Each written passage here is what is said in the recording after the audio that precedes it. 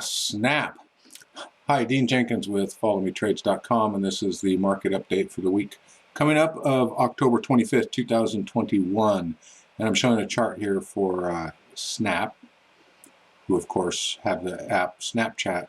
And you can see on Friday they announced earnings, and the market did not like what they heard, and they were down 26%. And the thinking was social media companies were immune from the supply chain issues. And this reverberated through several other social media companies. So here's Facebook, who was down 5.17%. So for the week ahead, and Intel also dropped pretty significantly, 11%, big gap down. Now their issues make sense with the supply chain issues, because even if they can produce chips, the rest of the chips to make PCs and drive demand for microprocessors, they're not there. There's a big shortage. Everybody knows that.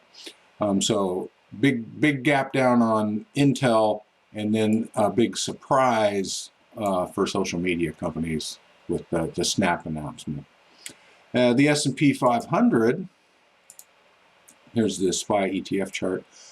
Started out up. It actually made an intraday high, record high, took out the high from late August, but then pulled back.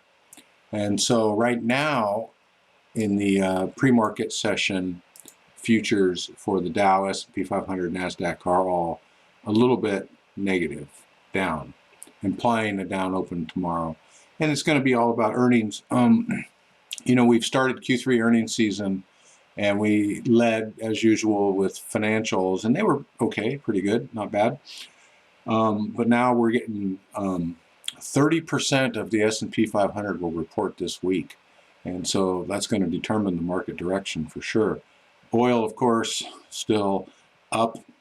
Oil futures here up over 84. I think that's a near-term record, new high for this run.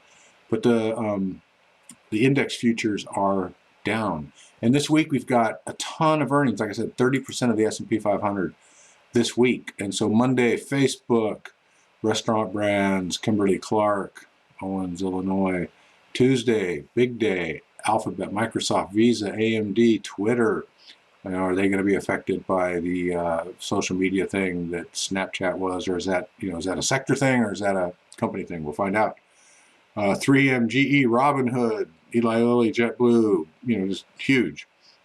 Wednesday, Coca-Cola, McDonald's, Boeing, Ford, Kraft. Really broad sector spread on the things coming out. Thursday, Apple, Amazon, Comcast, Northrop Grumman, Yum Brands. Friday, Chevron, Weyerhaeuser, Colgate. So a big week. Earnings are going to be it. And of course, we've still got this reconciliation bill and the infrastructure bill. And Mr. Biden spent some time this weekend with Democratic leaders trying to negotiate. We'll see how that goes. But that's going to have the market will respond if the Congress passes some really big spending bills, and and inflation is rearing its head. We're all feeling that at the store as we go shopping, and certainly at the gas pump. And more government officials are saying, yeah, that ain't short term. That's going to take a little more time. Mr. Powell has said that, Janet Yellen, and Jack Dorsey, CEO of Twitter and Square, has said we're in for some really sharp inflation. So Mr. Dorsey's not a government official, but he's a smart guy. So we'll see.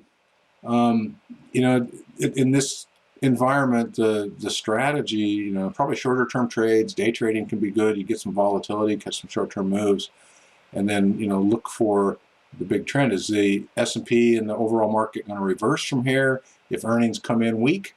Because good earnings got a little reward, 1-2%. Bad earnings got absolutely punished. So if as we go into this big week for earnings, if there's some weakness, that could affect the overall market. And we'll just have to see if this high was a resistance level and we're going to head to lows, or if they come in good, we're going to power on to new highs. So it's a good time to be nimble, be ready for opportunities. And we're certainly in the hunt, looking for trades, but being very, very cautious. And when great opportunities show themselves, we're going to fire off trades to the subscribers.